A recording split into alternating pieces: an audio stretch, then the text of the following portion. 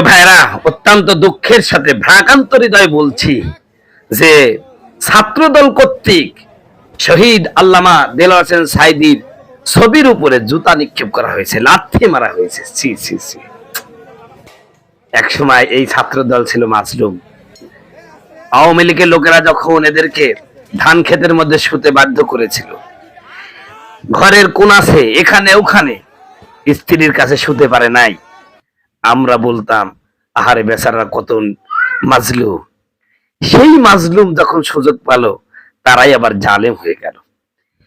বাংলাদেশের একদল কথিত যশা আলেমে দিন, যার তাফসীর শুনে অসংখ্য মানুষ, অসংখ্য বেনামাজি নামাজি হয়েছে, অসংখ্য বেঈমান ইমানদার হয়ে গেছে, অসংখ্য মদখোর ঘুষখোর তারা মদ ছেড়ে দিয়েছে, ঘুষ ছেড়ে দিয়েছে, অনেক অনেক চোর চুরি ছেড়ে দিয়েছে। কোরআনকে এত সুন্দর সাবলীল ভাষায় দেলোয়ার হোসেন সাঈদী যেভাবে উপস্থাপন করেছে, আজও পর্যন্ত কেউ করতে পারে নাই। যার কোরআন শুনলে মনে হয় আল্লাহ কোরআন যেন নাজিল করতেছেন। আহা, সেই ব্যক্তির চেহারার উপর জুতা দিয়ে মারলি, এগুলো মানুষের বাচ্চা না রে ভাই। আমরা উর্দু সাহিত্যের মধ্যে পড়েছি, जो शख्स निकाह के बाद पैदा होते हैं वो आलिम को इज्जत करते हैं, और जो निकाह के पहले पैदा होते हैं वो आलिम को बेइज्जत करते हैं। সেই লেখাটা আজকে জানো ছাত্রদল বাস্তবায়ন করলো। আসলেই যাদের জন্ম বৈধভাবে হয়, বিবাহের পরে হয়, তারা আলেমদের ইজ্জত করে, আর যাদের জন্ম বিয়ের আগেই হয়ে যায়, এইরকম অবৈধ সন্তানগুলোই আলেমদেরকে বেইজ্জতি করে। প্রিয় বন্ধুগণ, আমার ভাইয়ের আমার, আমি জামাতের কেউ না। আপনারা জানেন বিভিন্ন বক্তৃতায় আমি জামাতের ভুলগুলো তুলে ধরে, কিন্তু যখন কেউ একজন আলেমকে বেইজ্জতি করবে, সে যেই গ্রুপের হোক, জামাত ঘরানা হোক, লামাযাবি হোক, যেই হোক, সুন্নি হোক, যেই হোক, একজন আলেমের বেইজ্জতি আমরা সহ্য করতে পারি না। এই ঘটনার তীব্র নিন্দা জানাচ্ছি। আমি বলতেছি, হে নব্য জালেমেরা, তোদের ধ্বংস অনিবার্য। তোরা ছিলি মাজলুম, আল্লাহ তোদের উপর অনুগ্রহ করেছে, এখন তোরাই আবার জালিমের ভূমিকায় অবতীর্ণ হয়েছিস। যেই পা দিয়ে তোরা কোরআনের পাখির চেহারায় লাথি মেরেছিস, আল্লাহ তোদের ওই পা গুলোকে পঙ্গু করে দিক। যে হাত দিয়ে তোরা আল্লামা চেহারায় জুতা নিক্ষেপ করেছিস, আল্লাহ তোদের ওই হাতগুলোকে অবশ করে দিক। সকলে আমিন বলেন, আমিন সুম্মা আমিন বলেন। বন্ধুগণ, আমার ভাইরা আমার, খুব কষ্ট লাগলো। আমাদের সকলের কলিজার টুকরা আল্লামা দেলোয়ার হোসেন সাঈদী রাহিমাহুল্লাহ ছবিতে জুতা মারলো। এরা মানুষের বাচ্চা কেমনে হয়? এরা বৈধ সন্তান কেমন হয়? কোন বৈধ সন্তান এই কাজ করতে পারে না। অবশ্যই মতপার্থক্য থাকতে পারে, দলের মতপার্থক্য, আদর্শের মতপার্থক্য থাকতেই পারে। তাই বলে একজন আলেমের মুখে জুতা মারবা? এই দুঃসাহস তোমাদের কে দিল? আল্লাহর নামে কসম করে বলছি, তোমরা যে সীমা লঙ্ঘন করেছ, এই সীমা লঙ্ঘনের অচিরেই ফল তোমাদের ভোগ করতে হবে। মনে রাখবা, তোমাদের পূর্বে যারা ছিল ওরা দাদা বাড়িতে গিয়েছে, তোমার কিন্তু কোনো দাদা বাড়ি নাই, তোমাদের কোনো দাদা বাড়ি নাই, তোমাদেরকে দাদার আশ্রয় দেবে না। এই জনগণ একদিন না একদিন সুদে আসলে এর প্রতিশোধ নেবে। আলেমদের বেইজ্জত যারা করে, আল্লাহ কখনো সহ্য করে না, কারণ আলেমরা হচ্ছে আল্লাহর প্রকৃত বান্দা। আল্লাহ রাব্বুল আলামিন কোরআনুল হাকিমের মধ্যে বলেছেন, ইন্নামা ইয়াখশাল্লাহা মিন ইবাদিহিল উলামা। এই পৃথিবীতে আমার যত বান্দা আছে, সমস্ত বান্দাদের মধ্যে আমি আল্লাহকে সবচাইতে উলামায়ে কেরাম বেশি ভালোবাসে, বেশি ভয় করে।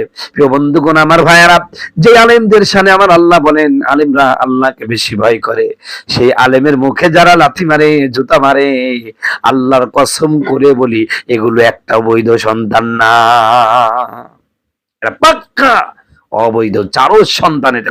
এতে কোনো সন্দেহ নাই। আল্লাহ রাব্বুল আলামিন কোরআনুল হাকিমের মধ্যে বলেন, অতুল্লিম বাদা যালিকা সানিম। ও নবী, ওলীদ ইবনে মুগীরা আপনার সাথে বিয়াদবি করেছে, আপনার মুখে থুতু মেরেছে।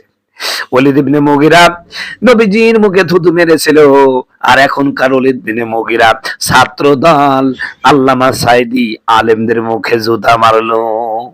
ওলীদ ইবনে মুগীরা আর বন্ধুগণ আমার ভাইয়েরা, আজকের এই কিছু কুলাঙ্গার পানা ছাত্র দল একই ভূমিকায় অবতীর্ণ হয়েছে। নিঃসন্দেহে এই ওলীদ ইবনে মুগীরার আল্লাহ রাব্বুল আলামিন সূরা কলামের মধ্যে অনেকগুলো বদ অভ্যাসের কথা বলেছেন, বদ স্বভাবের কথা বলেছেন। তার মধ্যে সর্বশেষ যেই বদ অভ্যাসটা বলেছেন, ওর জন্ম পরিচয় আল্লাহ রাব্বুল আলামিন কোরআনের মধ্যে রেকর্ড করেছেন, উতুল্লিম বাদা যালিকা জানিম। ওগো নবী, আজকে এই যে ওলীদ ইবনে মুগীরা আপনার সাথে বেয়াদবি করলো, আপনি জানেন কি বেয়াদবি কেন করবে না? এই লোকটাই তো অবৈধ জারজ সন্তান। প্রিয় ভাইরা আমার, কোরআনুল কারীমের সূরা কলাম খুলে দেখুন, আমার উপরে কোনো অভিযোগ দিয়েন না, আমার প্রতি রাগ করেন না হুজুর, আমাদেরকে এই কথা বলতে পারলেন। আমি গোটা ছাত্র দলকে বলছি না, ছাত্র দলের মধ্যে কিছু যারা আলেমকে লাথি মারতে পারলো, ওইখানে তো আর অনেক ছাত্র দল ছিল, সবাই তো মারলো না, যে 2 জন 3 জন মারলো। আপনি খোঁজ নিয়ে দেখেন, আল্লাহর কোরআন কখনো মিথ্যা হয় না। প্রিয় ভাইরা আমার, ওলীদ ইবনে মুগীরার ব্যাপারে আল্লাহ রাব্বুল আলামিন এই আয়াতের মধ্যে 9-10টা গুণের বদ স্বভাবের কথা বলেছেন। সর্বশেষ যে স্বভাবটা, সেটা হলো উতুল্লিম বাদা যালিকা জানিম। এই লোকটা হলো অবৈধ জারজ সন্তান।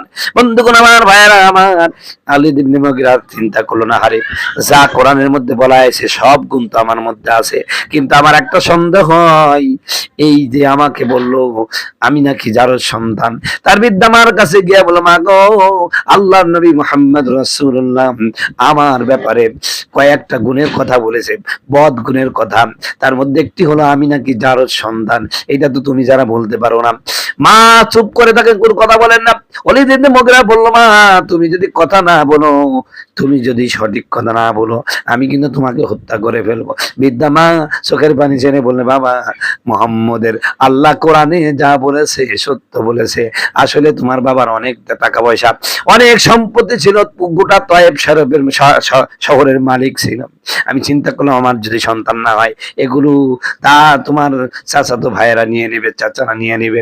এই জন্য আমার বাড়ির যে কাজের লোকটা ছিল, এই কাজের লোকের সাথে আমি মিলামিশা করার পরে তোমার তুমি হয়েছো। তুমি মূলত ওই কাজের লোকের সন্তান। প্রিয় বন্ধুগণ আমার ভাইয়েরা আমার, আজকের 1500 বছর পরে ওই ওলীদ ইবনে মুগীরার চরিত্র যাদের মধ্যে ফুটে আসলো, এই ছেলেগুলোর দিকে আপনি ভালো করে লক্ষ্য করে দেখবেন, ভালো করে গবেষণা করে দেখবেন, এদের জন্মের ঠিক নাই, ওরা এই কোয়ালিটির।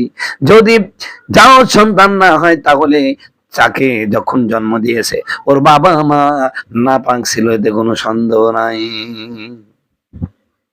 অথবা দোয়া পড়ে নাই, হয় দোয়া পড়ে নাই, অথবা নামাক ছিল, অথবা আসলেই জারজ সন্তান। এই তিনটার যে কোনো একটা হলেই তারা আলেমদের সাথে বেয়াদবি করবে। সম্মানিত বন্ধুগণ আমার ভাইরা আমার, এটা খুবই দুঃখজনক। আমরা এই ঘটনার তীব্র নিন্দা জানাচ্ছি। সে সাথে বাংলাদেশের কোন আলেমকে আর যেন এরকম অপমান অপদস্থ না করা হয়, এই জন্য সকলকে সতর্ক করে দিচ্ছি। যারা আলেমদের সাথে, আজ যেই 3 জন আলেমদের সাথে এই বেয়াদবি করলো, আপনারা লিখে রাখেন, আপনারা ডায়েরি খুলেন। আমি নুরুল আমিন বলে দিলাম, ইনশাআল্লাহ আজ হোক, কাল হোক, টুডে এন্ড টুমরো, এদের পরিণতি হবে খুবই ভয়ঙ্কর। কারণ ইন্নামা ইয়াখশাল্লাহ মিন ইবাদিহিল উলামা, সূরা ফাতির আপনারা খুইলি দেখেন, আল্লাহ বলেন, আমার বান্দাদের মধ্যে আলেমরা আমি আল্লাহকে বেশি ভয় করি।